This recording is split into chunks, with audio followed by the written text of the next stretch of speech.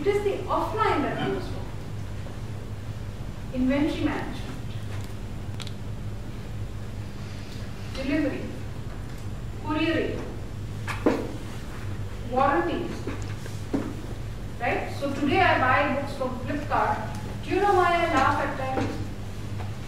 I buy 6 books, I get 6 couriers. Am I right? Why? Why don't they just bundle? There's somebody not thinking there, or somebody is not observing there. And I have to get those. I have to get those books completely unblemished, right? They have to come to me like newly packed books. I don't want something which is water stained or torn or bent or whatever. Correct? Where does all that sit? Delivery. You are delivering a code for something, right? If the code doesn't work, you've not gone, you've not fulfilled your promise to the customer. You can't say, oh, but it worked then. It's fine, it didn't work for me. So what happens? Are you doing test bugs? Are you testing for bugs? How many times are you testing? Where are you testing? Are you testing it? Are you doing third-party testing? Questions. I'm just giving you different examples to say what delivery means. Delivery means when the guy gets the product, he's happy or at least satisfied, and he pays. Period. To me, there is no delivery with so many number of users and so many number of eyeballs. I am not that invested. Paisa chahiye boss. Traction. Sorry? Traction. No, not traction, money traction. Let's get clear. Okay? Now you've got, so all the sales marketing plan, all fits under how you want to do customer acquisition. Now you said, okay, in Kochi, we've got so many customers, and CEO says, great, now you need to go to Bangalore. How are you going to manage? How are you going to scale up? What's the team going to be there? How are you going to ensure the same quality? How are you going to ensure costs? How are you going to ensure the same delivery time? How are you going to ensure all of those? Remember, that is your credibility that you are building in the company, right? Your credibility is not now relying on investors. The investors don't want to remain, the only factor. They want to see how are you building your own brand, your own credibility, right? So Flipkart had got some money. Does anyone remember it today? We remember Flipkart, right? Right? Yes. HP. Do you know HP got into the industry? Does anyone remember?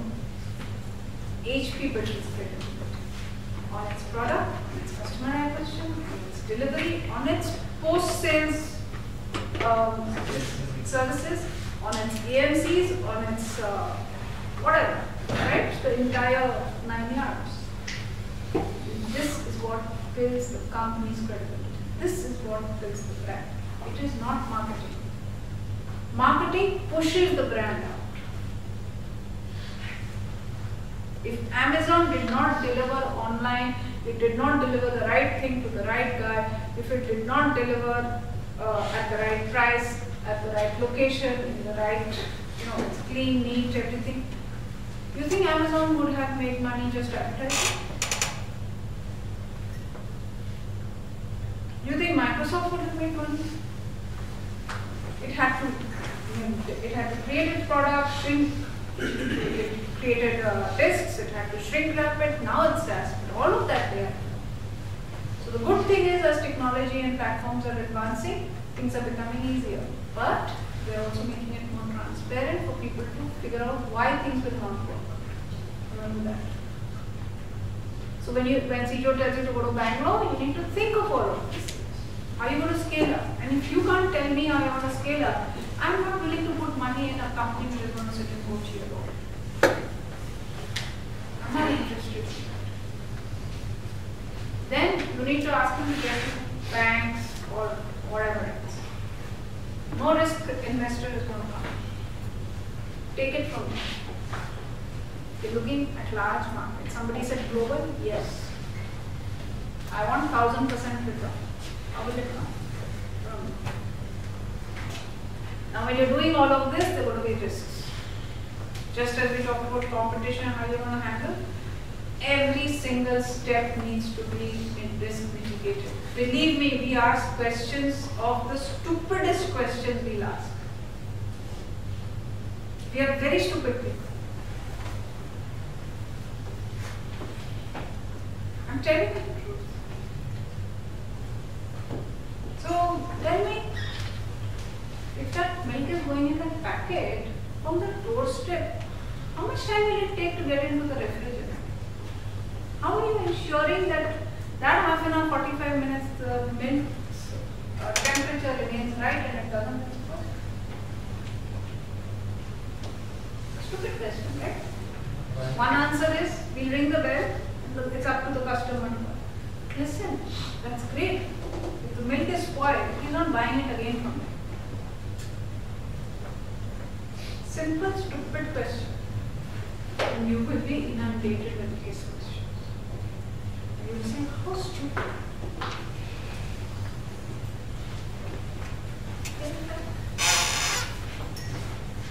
Okay, team. So at this level, remember potential, promise, no meat on the table. What do you have? You just have a team, right?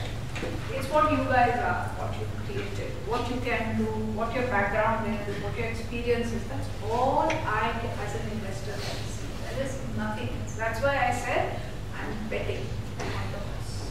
You are the horse. Okay? Now, if you are the horse, then I need to see whether you're Arabian, you're Indian, or you're Japanese. Okay? If you're Arabian and I get that confidence, I'm about to invest. Okay?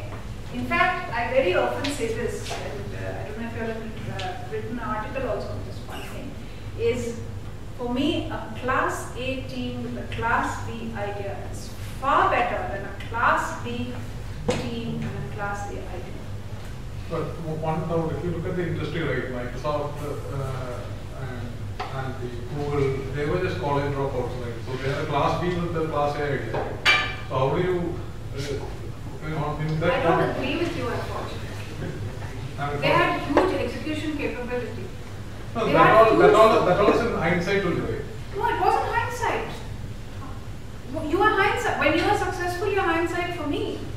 No, my thing is to actually assess the potential of execution in it. Not your CV. I'm not looking to take you on as a job. So I'm not looking to take you on as a job. If I'm taking you on a job, I'm going through your CV. I'm just going through your CV to understand what have you done, where have you failed. So how do people write out of college? I mean, in that how do people write out of college? I mean, how can in what context do they do a lot of study and research. Believe me. I have invested myself in a guy who was second year college. We are pushing him to say, please, for heaven's sake, finish your grad. He works day and night, and he has taught me more about online than I could have ever read.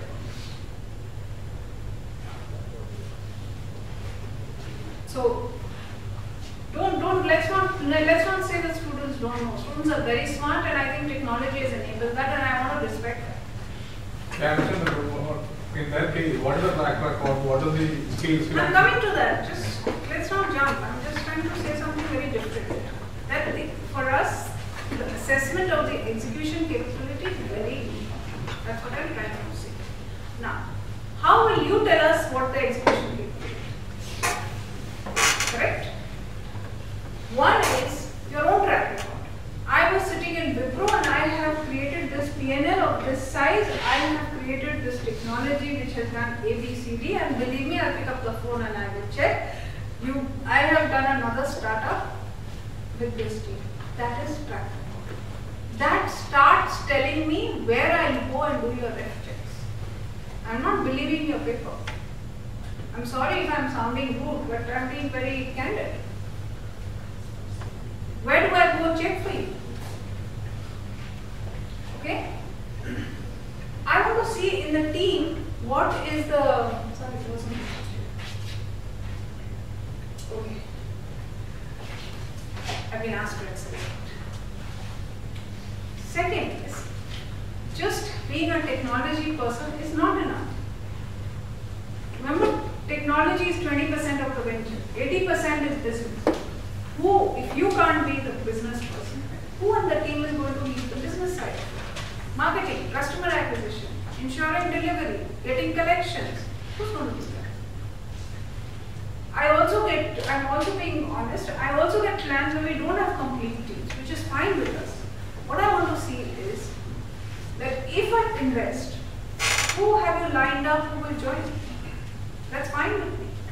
I don't even want to know their names, I want to know their backgrounds. I need confidence that this can go beyond an idea into a venture. And then how are you going to retain them? You can't pay 1 crore of salary. You don't have the money. So they are not quote unquote employees. If they walk, you don't have a venture, correct? For the key people. So how are you going to retain them? What's your equity sharing plan? What's your stock option plan? How are they going to get the money? How are they going to get the shares? How are you going to ensure that they don't give? There are a whole host of things. How does the vesting work? How does the unlocking for them work? All of that works. How much are you sharing? How do you handle it? What's your controlling factors? All of this comes out in conversations.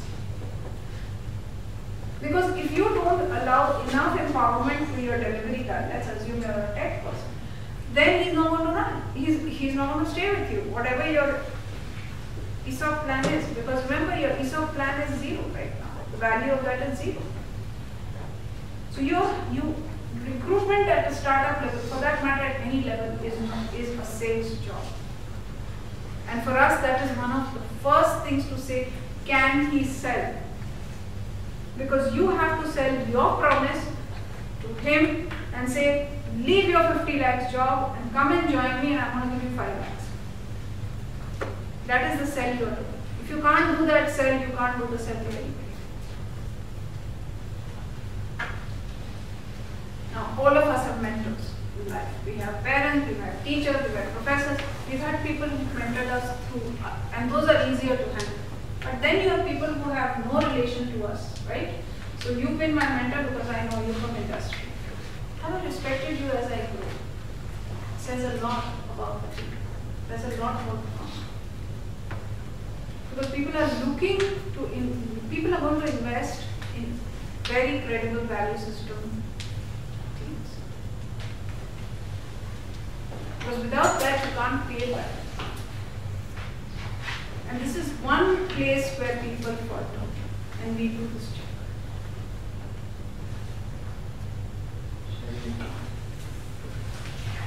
Okay, so this slide I think is pretty explanatory, but financials is a reflection of the operations. Financials is not the be all and end all. For us, the only reason we go to the financial slide first, I'll tell you, this is why I do. It just in one slide gives me a glimpse of what you're thinking. How your company is going to scale up. That's it. Otherwise, these are Excel sheet numbers. You're a startup. You have nothing behind it, right? The reality is that. Each of those Excel numbers, I change one data point, it will throw up a different set of numbers. But all it tells me is this guy is buying land instead of leasing. Doesn't work. He's looking at growing the company from 1 crore to 5 crores in 5 years. Doesn't work. He's going to spend so much money on marketing. Why when he's mobile? You know, this is the kind of questions that then I list out to talk to you. So it is not the be all and end all of life, because we all understand as investors that a business plan is a living document. It will keep evolving. But that doesn't mean you don't do tick taking, because that sheet gives me a lot of the story upfront. I also need to be time efficient in my life. Correct? So I look at 3 slides. Product, team, financials. First glance. Trick of my trade.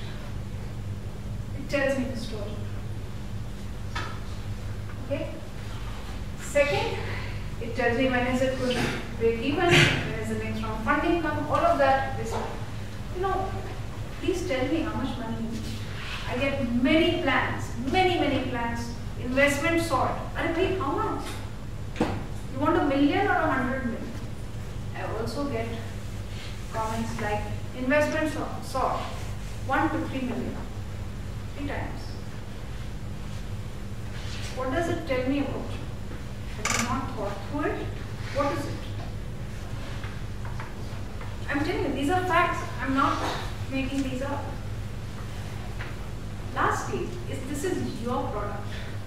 This venture is your product. It belongs to you. Right? Have some sense of its value. We may not agree on your valuation, but if you've not thought about it, I get a lot of entrepreneurs who say, no idea, not thought about it, don't know how to value it. But no, talk to people. I'm not here to train as an investor. But if you have zero idea about what your product is or what your value is, what are you telling me? I'm going to give you the lowest valuation, obviously. How will you negotiate with me? How will you peg it? So, we will not agree. 90% of the cases we don't agree, right? But if you say nothing, it doesn't start off on a very nice note. We're just saying, you have no idea. Have you done no research? Have you not talked to people? How much time have you put in? Think of all the different parameters, and that's a different workshop we put some time to. How you start even thinking about that. I think this is the last. Now, as I said, investors look at the divorce, they don't look at marriage. Right? For us, exit is necessary. But if you don't want to exit and you want to do it as a lifestyle business, our objectives are not aligned. Right? If you don't want to exit, you're not going to allow me to exit. That's the message I get. Then our objectives are not aligned. Then you and I are both wasting our time. So for this class of investors, they want at some point the entrepreneur to be building value and exiting. Because he's very clear, if he's not looking at exit, he's going to do it for his lifetime. He wants me to remain in a lifetime. I don't want it. Clear. Whatever anybody says.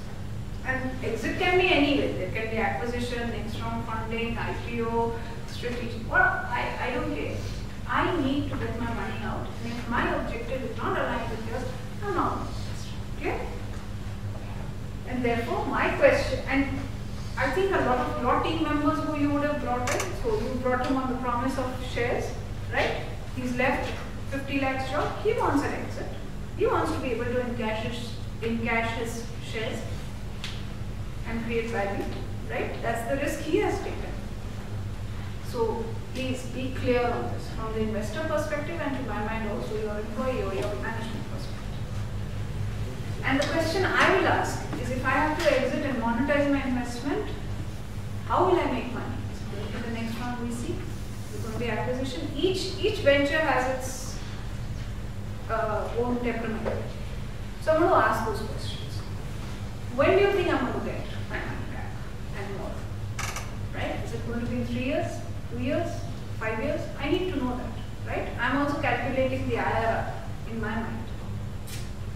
Remember, I'm also looking at my portfolio. If it's going to give me a return in 10 years, my IRR has dropped, I'm almost investing at the same level as some of the other asset classes which are less risky, I won't do that. Am I making sense on this?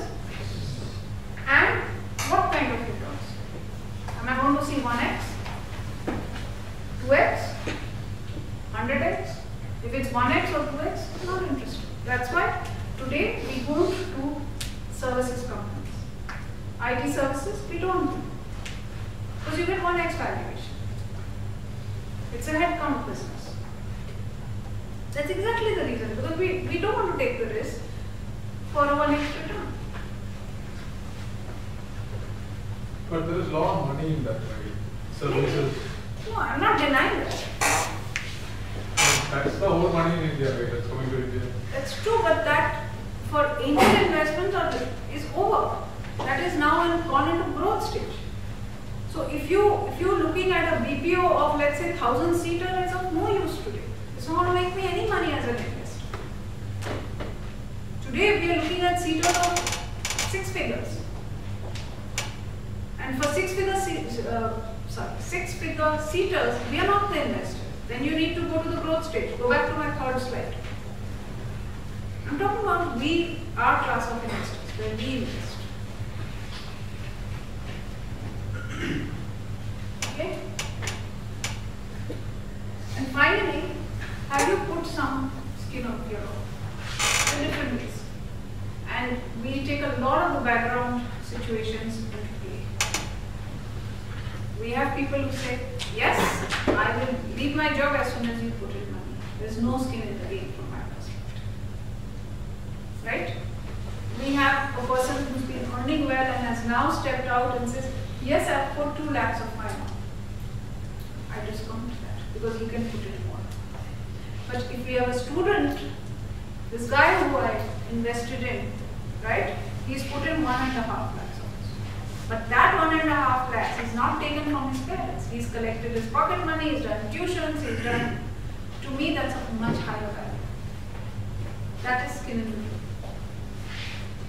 If you have not dropped everything else in your life on the professional front and come to raise money, I will not invest. You have to be full-time. You need to figure out, are you going to run your house till you raise money? And we are fair enough to take into consideration your background, your situation. We go through those conversations. And once we raise money, we are also wanting you to be not overly comfortable, but comfortable. So we would want you to take a package. But it's not market salaries. Okay? Getting a high valuation early can be very fatal.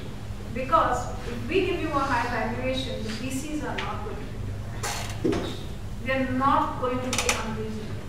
And the minute you do a low valuation, which is in VC terms called down round, you have killed your company. So looking for a high valuation from the first stage of investors is fatal. The VC industry does not give high valuations. If you look at, you should do that study for your own sector. So be reasonable. Please keep all of this in mind. Because if you get a down round, we will get a down round, right? We are existing investors. We're not going to do that. And if we can't afford it, we will not do it. Period. And India is different, US is different. Another constant comparison that we have. You cannot compare the two. Be real. The amount of time a company takes to grow here is much more than what it takes in the valley. I'm just giving you one tenet of that comparison. If you sit down, you can, I've been asked to accelerate, so I'm not going to. It's just one tenet. If you compare, you will see a lot of tenets. Please don't ask the same valuation. It doesn't happen. The ecosystem can't support it. Size of the pie wins every time over share of the pie. How many of you have heard that? No? Okay. So you own 100% of the company today, correct? I'm asking you for 30%. You own 70%. You say no. 20%, 80%. I say no. I walk away. You have 100% of the company. You may still go, but you will grow from 100 presumably to 500. Right? And you've got 500 because you own 100% of the company. But if there was me as an investor, you own 70% of the company, no doubt. But with my money, you've grown the company to 1,000. Now you own 700. Figure out which is better. That same formula also works for key management. You have to be discretionary, but not stingy to give shares to key management. You can't do it all. Neither do you have the time. God hasn't given you time to do everything, nor the competency. So if you don't share, you're not going to build a large company. Appreciate that. But on the other hand, don't be jealous. You have to be discretionary. Don't hold it up. And finally, to me, ideas are a dime a dozen. It's execution, execution, execution. There is nothing else. There are companies which have done phenomenally well.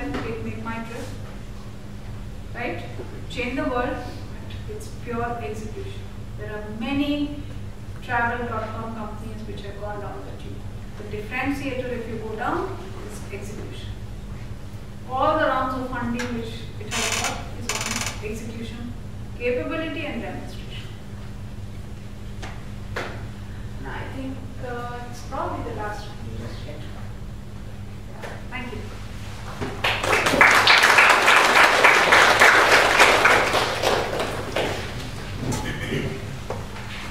Any questions? Can I go back to this Facebook output comparison? Yeah, please. Could you please elaborate? So you said corporate failed to execute. Could you please elaborate that? Yeah, corporate failed to execute. I completely buy that. Oracle grew. What happened? Do you know the story of Oracle? You should read it up then first. Write a mail to me and then I'll answer it. But read it up. Because you're asking me this question, that means you're not ready. Yeah. Please read it. You said you always look for paid traction, right? I'm sorry? You always look for paid traction. Yeah, paid or piloted. So, how do you compare with companies like Instagram until they buy it out by paying for $2 million? They had zero revenue. Yes, but they've done a lot of pilots. There are a lot of users who were using it very actively. So, users are Users are very active. So paid is very wide. You know, piloted, endorsed. There are people who are picking it up. My question is related to other types of investors. Suppose an investor is investing the money and he also wants to develop into a director. Suppose the authorized capital is treated as 1 lakh, then he is having suppose 20% of the shares. And what about surplus money, how it will be treated? Suppose 1 lakh is the authorized capital. We are giving him 20%. That means he is on paper actually investing the 20,000 rupees. No. But No. he is bringing more investment. No. No. Your face value of the share is 100. Yes. But when an investor comes in, there is, or anybody, there's a premium, right? So when let's assume he is taking 20% of it, right? Let's make it simple. 20,000 shares he's taking. He's put in 1 lakh, right? The price of that share which he has bought is not 100. It is 1 lakh. It's 500. You do the per share price. And therefore, that determines the valuation of it. Excuse me. Have you understood that? Yeah, I got it. You mentioned that the startup should actually tell how exactly the product, whether the product can be developed or not, validate the product. You told about that. So how exactly should a startup show you that the product can be actually developed? Show me the product. Demo it. Demo, probably it might be a product that will take 5 to 6 months of development curve, a bigger product. Then You have to show the various stages, no? So when you do a development, there are also stages, right? So we would get in a technology person to understand that product development. Maybe I don't understand technology, but the domain expert will, right? So he will ask you, okay, where are you? I'm very bad at technology. So let's take a more non-technology person. Okay? So you're saying that I'm going to create a school, for instance. So what is it that you need in a school? Have you got land leased out? Have you got the building leased out, constructed? Have you got teachers trained? What do you want? So each of those will become milestones in your product development. And somebody who understands that will be talking to you. So you don't have to explain to a person like me. That's why I want to co-invest. What's the right time to go for investment? So if